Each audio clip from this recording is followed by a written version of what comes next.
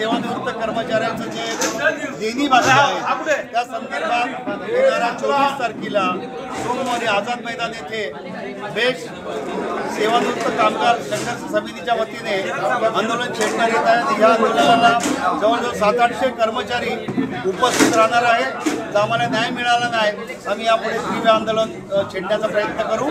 बीएसपीने August 2022 पासून सेवानिवृत्त कर्मचारी अधिकारी यांच्या हक्काची जी देणी असतात ती दिलेली नाही। यासाठी आमचा एक मोठा लढा आझाद आम्ही चालू केला। त्या लढ्याला आम्ही कुटुंबासकट सगळे आझाद धरणे करणार आहोत। शासनाला आमची विनंती आहे की आमची देणी त्यांनी लवकरात द्यावी। देशचे सेवानिवृत्त कामगार हजारोंच्या संख्येनं आझाद मैदानात उतरणार आहेत आपली हक्काच्या लढाईसाठी।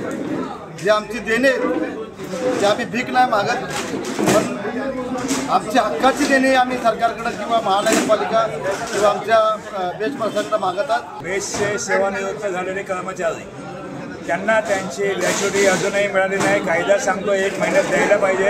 आज 3 वर्ष होऊन गेली, लोक मृत्युमुखी पडत आहे। काहींच्या घराच्या अवस्था एवढ्या वाईट होत चाललेल्या आहे तरी पण शासन लक्ष देत नाही आहे। आमचा मूळ मुद्दा एकच आहे का 30 नोव्हेंबरपर्यंत हे पैसे मिळालेच पाहिजे।